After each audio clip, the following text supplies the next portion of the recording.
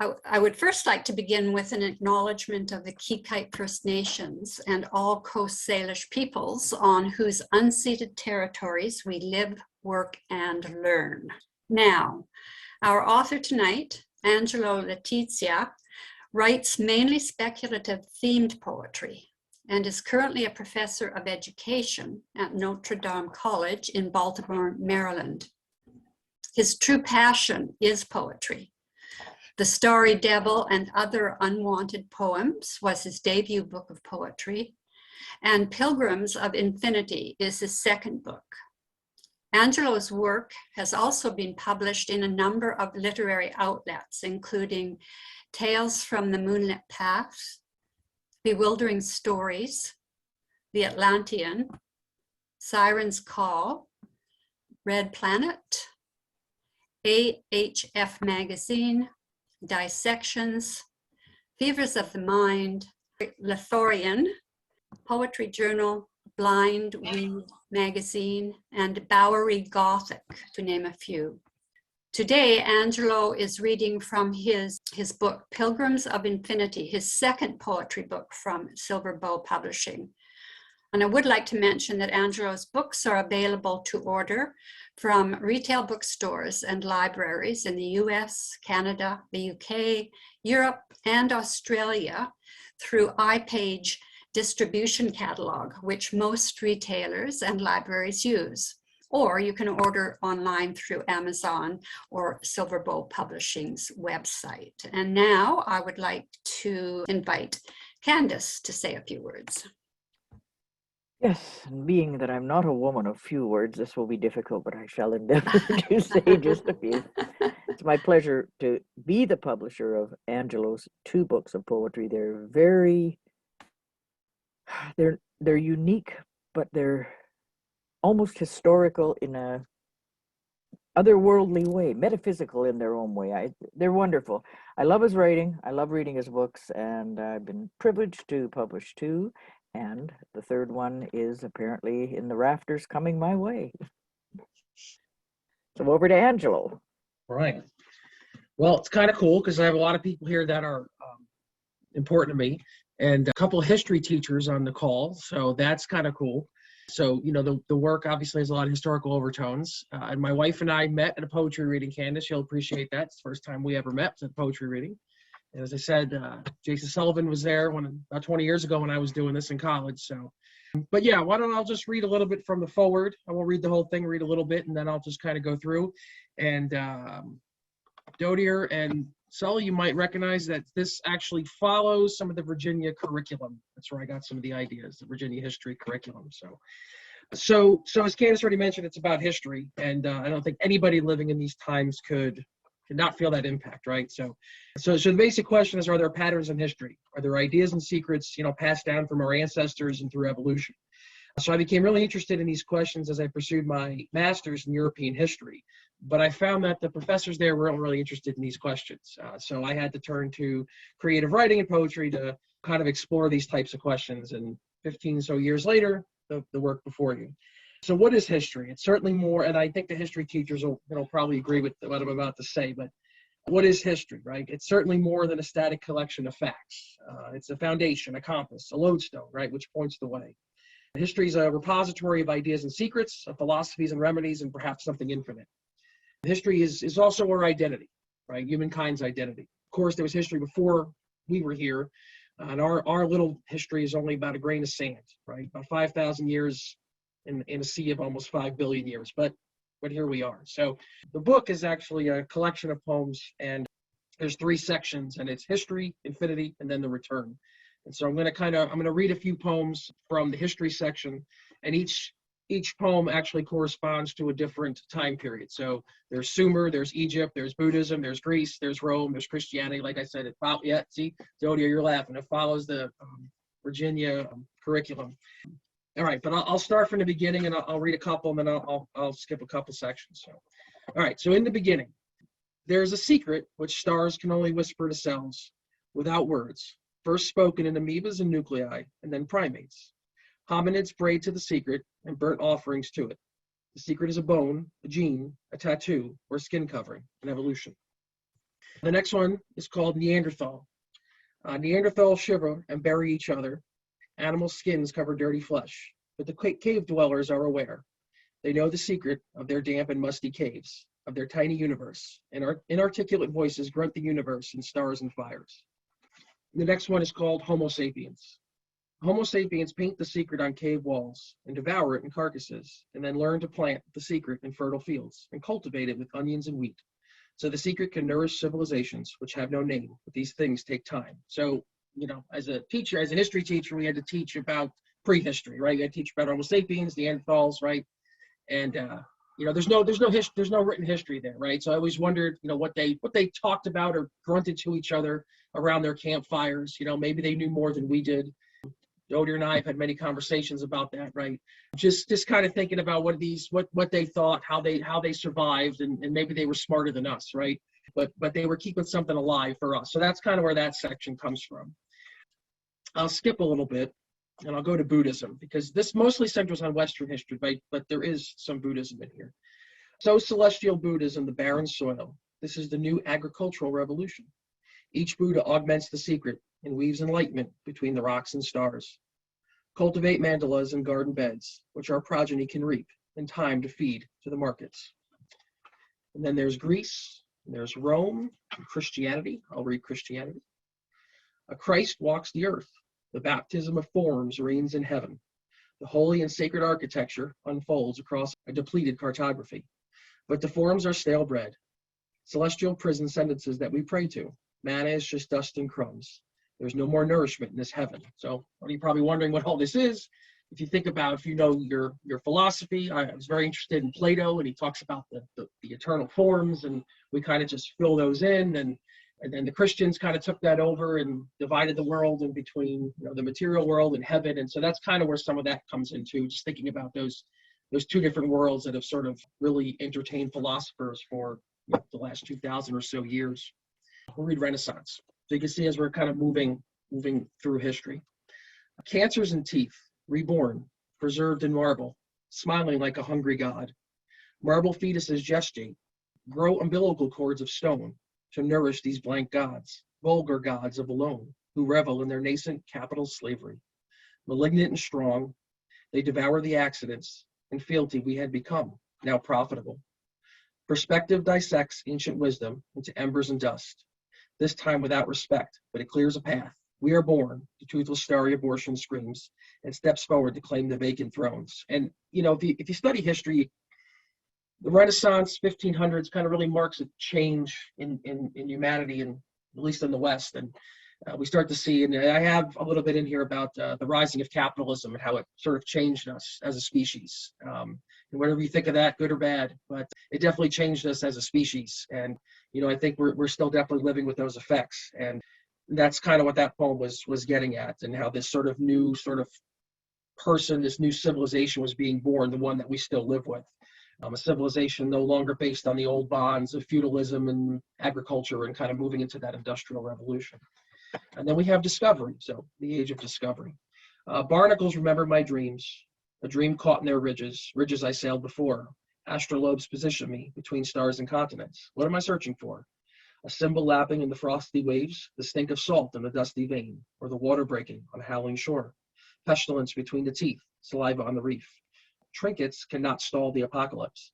I've searched the earth for this, the secret, whispered back to stars. And Carol, you talked about in the very beginning, gave that for the indigenous peoples, and that poem, I think, kind of speaks to some of that as well, about discovery. And it was we in the West kind of see it as a very positive time, but we know what kind of destruction it wrought in the new world, in quotes. And so, Candace, we talked about civilization coming to an end. We're not the first people to experience a civilization coming to an end, right? Unfortunately, a lot of natives did 500 years ago. So I'm going to read the next few, and I think the next five or six are probably my favorite in the whole book. So I want to actually read through them. This is called Enlightenment and Reason. Vinegary stars distilled into a Eucharist, administered by priests of bleach and bone, purify the original. Coarse skulls with no flesh, brown and glassy archetypes, who suckle at the dry breasts of a desolate church, of a new people and pope. We're stringy umbilical cords, finally wither in hot dust. We are born again, the efficient priest says in monotone, as he pins the secret on a board and classified it into genus and kingdom. You'll be happier this way. And so again, just kind of thinking about the new people that we became. This is the Enlightenment, becoming beings of reason. And that was a good thing in some ways, but in other ways it wasn't a very good thing because we became almost sort of a slave to efficiency. And that's kind of what that's getting at, kind of a stamping out of creativity. And so the next one is appropriately titled Industry. Dirty automatons walk in patterns, greasy fetuses born as cadavers with white eyes that rise at 5:30 to clocks they do not own. They labor to build a plastic heaven for someone else with capital and paint. Surplus value melts and replaces soil. Titans carve holes in the forest, forget the secrets while they reroute the veins of smokestacks to the ocean. So there you can kind of really hear my ideas about capitalism, just sort of the changing, changing of humanity. This one, actually, I wrote this one 18 years ago. This was an old one, but I thought that it fit, so I'll read it. It's called Industry, also. Standardized parts, interchangeable, easily assembled and inserted into the machine of our moon above. Each an office or car, a secretary on a couch in front of a plasma TV, grinded into submission by unceasing levers. Humanity pours its human fuel down the throats of her metal pets or beasts. Forget the handmade parts, they are obsolete. Each kidney and trigger must be made to fit any vein or gun. But what if they assembled me wrong? Pieces are shiny but looked exactly the same. And a gas tank was accidentally welded to the throat. Fuel pools behind the teeth with saliva. I will scream and risk the spark of grinding metal. It can light your room better than the dull standardized light bulb, even if just for a moment in our busy lives. So that one sounds a little bit different, only because I wrote it about 18 years ago, but I still felt that it kind of fit. And then the next two or three, I think, are actually kind of my favorites. So I'm going to read them. This is the 20th century. Candace, I believe this one, Kieran actually put on the back. Actually, he quoted this one. So I am the scapegoat of, this is called the 20th century. I am the scapegoat of centuries, the rind of a nuclear sunset, peeled and discarded. I am the secret tattooed in the marrow, in the hollow cavern of bone, in the kitchen, alone. Turn the sausage, do not let it burn. Your stale methodologies, which are all rehearsed, a pastiche of onions and wheat and garbage we have seen. The secret is a Holocaust in every home. Where did we go wrong? So a couple things in that one. I actually was making sausage when I was writing this poem. I was actually cooking sausage and turning it so it didn't burn. My daughter came in to remind me, and there's a line in there about turning the sausage. So that actually really did happen. But, you know, if you think about the 20th century and sort of what it wrought, it's all the other things, it's capitalism, the Enlightenment, all those things sort of came to a head in the 20th century. And instead of liberating us, I mean, I guess it did in some ways, but it also gave us, you know, the specter of nuclear holocaust, which, by the way, we're living through again. So that's great, right? It has never gone away. So when I wrote this in 2021, nuclear holocaust was not on our minds, but now it is a year later. So I wrote that one in January, I believe, of 2021 or December of 2020. So a year later, it becomes even more pertinent because of what's going on in the Ukraine. The 21st century. Furniture and doors, the glass and the mirror become a language of sorts, tangible phenomes of a dusty tongue, which gives instruction in the scientific management of the simulacrum. Simulacrum rearranged in neat rows across the bowels of a television. Vertical, violent garbage flickers as carry-on chimera, now a syntax, an arrangement of gods and code displayed on the linoleum as I walk into the kitchen. The eggs are broken, and the ovary of the refrigerator gives birth to the simulation of a secret. But can you reprogram the wooden syllables, rewrite and rearrange, and create a new language? Arrange the lamps and couch into a new grammar, a new archetype of fabric and light to guide the pilgrims in search of infinity. So a couple things in this poem. The middle stanza, you know, I don't think anybody living now can help but watch TV and be on social media and just kind of see the garbage that comes out of that nonsense. And that's kind of where that came from. But, you know, they are gods, right? When you're on social media, they really do power over us, whether those are politicians or, you know, the Elon Musks or the Jeff Bezoses or whoever, right? And so that's that line about an arrangement of gods and code. And so we have to deal with them one way or the other. The last stanza kind of comes from this idea of thinking about if we have new ways to communicate with each other. And I don't know what that would be, but I think that's where this idea came from. But maybe we can find a new way. The end. The secret is there is more. The hierarchies never hold and turn to ash in the furnace of the stars. Entropy dreams, nightmares of progress leading down a corridor, dead galaxies and radio transmissions, where I'm finally baptized in infinity and archetypes. This is what my ancestors carried for so long in their genes and graves and gave it to me. The seeker is now reborn. A new age of poetry and meaning has dawned, silent and unrecognized, where beings of poetry and light populate the starry insights. Pilgrims and explorers we are once again if we choose to be. So that's the first section. So I didn't read every poem, but it follows through and it goes through history and it comes to the end. And then I do want to read the actual namesake of the book, and then I'm going to skip to the end. Yeah, it's 9:21. So, The Pilgrims of Infinity. Barren infinities add one to the copse of rugs in an antique shop. There is dust here and desolation. There are fences and Sabbaths which twist and break on the iris. There is stalled blood brimming when the Pilgrims of Infinity leach another sarcophagus from the marrow. Do you deny the architecture of honey and the drowned apples of faith? The Pilgrims of Infinity laugh at your suicides and exorcise sins from the shroud, while your bank account overflows with stillborn embryos. So I have to admit, I was reading a lot of Dylan Thomas, if anybody's familiar with him, just very wild associations, and definitely inspired me for that one.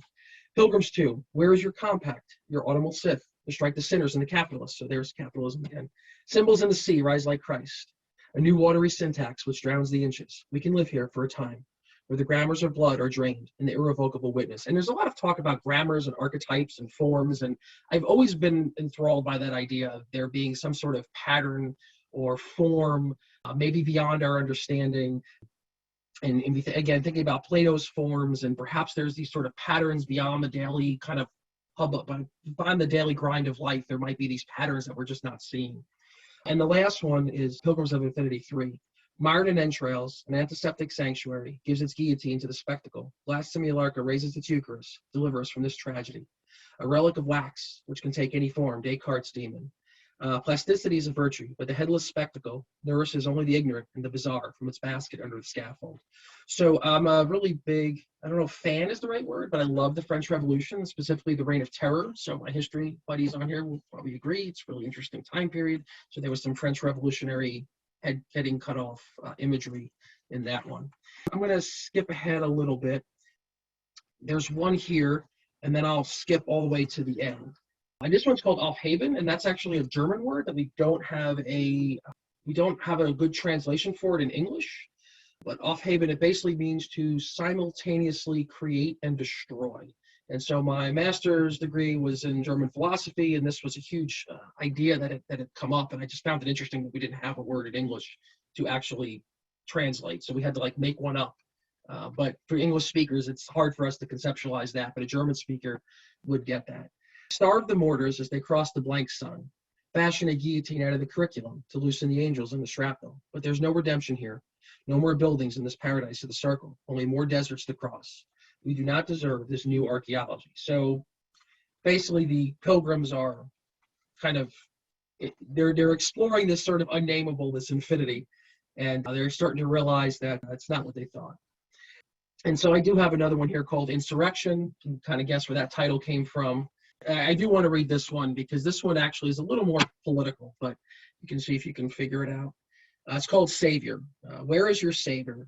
Eating pilfered meat and poisoning the bread, sawing the moon in half, rearranging grammar into a wooden labyrinth, pumping sewage into the Smithsonian and selling crucifixes. Cheeseburger communion tablet, transubstantiation of fat, digest the flag and wait for the next sycophant to lead the way. So that one's probably the most political there about our former president in the U.S. This one's a little different. I'm going to read it, and it's just called The Earth Reminds You. The Earth vomits up its cicadas every 17 years to remind us. Peach pits and orange peels carpet the universe to remind us. Rust and ash coat the esophagus like nicotine to remind us. Feces and peanut shells are worth more than plastic wrappers and perhaps are a type of currency, but no one cares. And I wrote that, last year we had the cicadas, I don't know if in Maryland, so it was huge, right? They were everywhere. So I got about 2 or 3 more. This one's called The Virtue of Sycophants. Conspiracy of suicides produces a vinegary scapegoat and pardons the triangle. Will you witness the administration of gravity, the logic of limbs, the intricate riddle of an echo? Lateral sanitizer scrawls its revenge on the remote flank in the stomach of some distant god. And, some people I think get annoyed because my poems don't make a lot of sense, but when you're writing about infinity, I don't know if they're supposed to make sense. And so I'm going to skip to the last section, and it's called The Return. And so it's basically the Pilgrims return from exploring this infinity. And there's only 3 poems in this, so I'm just going to read them all. The Return. The Pilgrims return. These Sherpas unpack their knapsacks and sit silently next to the rinds and bones of infinity. It's all they could bring back. It's all we could understand. It's all we deserve. The next one's called A Reunion of Sorts, and this one is actually about 20 years old, but I repurposed it for this book because I thought it sounded good. The Pilgrims interact with the others in human air, but broken signals sputter between broken pieces. Living hearts exposed, pumping bleach, trying to cleanse glass souls they know they cannot. And then the very last one, the Sherpas wait. Congruent prophets dredge a fallow field to retrieve a compass. North Malthusians. The now silent and despondent nomads wander in the Himalayas, but still cannot find the correct pedagogy. And all the mandalas have rotted. So they accumulate compasses and hibernate, waiting for the next evolution because this one has failed. And so if you read the whole thing all the way through, you have, all of history, and you have these pilgrims that go exploring, and they come back to try to tell the people what they saw, and they're basically ignored. And that's basically Plato's allegory of the cave, people coming back. So it's very similar to that in that respect. But yeah, so that's I thought what were the best ones.